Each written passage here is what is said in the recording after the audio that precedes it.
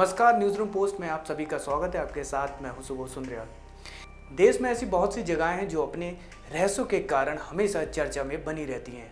ऐसी ही रहस्यमय जगह में से एक है जैसलमेर का कुलधारा गांव। इस गांव के मरुस्थल को देखने के लिए देशी विदेशी पर्यटक हजारों किलोमीटर की यात्रा तय करके आते हैं।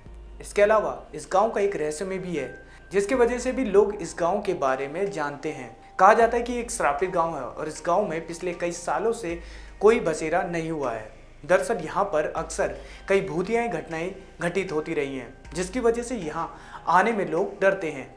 लेकिन इस गांव के बारे में बताया जाता है कि किसी समय में ये काफ़ी सुंदर गांव हुआ करता था, लेकिन लोगों का बसेरा न होने के कारण अब ये गांव जर्जर हालत में हो गया है। यहाँ के खंडर इस बात के प्रमाण है कि किसी समय में ये गांव कितना सुंदर हुआ करता था, जो अब एक वीराने में बदल गया है। ये गांव पालीवाल ब्राह्मणों द्वारा सन 1291 में बसाया गया था। ये पालीवाल ब्राह्मण पाली के निवासी थे, जो 11वीं शताब्दी में पाली से विस्थापित होकर राजस्थान के अलग अलग स्थानों जोधपुर, जैसलमेर, बीकानेर आदि में आकर बस गए। कहा जाता है कि उसी दौरान ये गांव धन्य धान्य से भरा और काफ़ी समृद्ध हुआ करता था और बाकी गाँव की तुलना में हर सुख सुविधा से संपन्न था। किसी समय में यहाँ बड़े बड़े हवेली नुमा मकानों की बस्तियां हुआ करती थी, लेकिन अचानक इस गांव में एक ऐसी घटना घटी जिसने सब कुछ बदल कर रख दिया। इस गांव की रियासत का दीवान सलेम सिंह गांव के एक ब्राह्मण की पुत्री शक्ति मैया के साथ विवाह करना चाहता था। वहीं दूसरी ओर गांव के ब्राह्मण अपनी पुत्री का विवाह किसी दूसरी जाति में नहीं करना चाहते थे।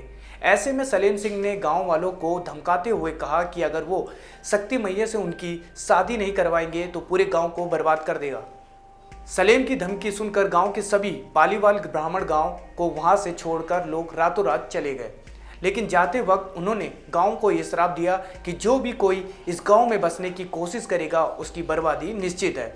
लिहाजा अब इस गांव में कई जर्जर मकान हैं। हालांकि इन खंडरों के बीच एक पुनर्निर्मित मंदिर खड़ा है। इस स्थान पर आने वाले पर्यटकों को वहां की संरचनाओं की झलक दिखाने के लिए कुछ घरों का नवीनीकरण भी किया गया है, लेकिन इस इलाके के आसपास किसी भी प्रकार की कोई व्यावसायिक गतिविधि नहीं है। फिलहाल हमारी इस खास पेशकश में इतना ही। फिर मिलेंगे किसी नई जानकारी और नई वीडियो के साथ। फिलहाल मुझे दीजिए इजाजत। नमस्कार।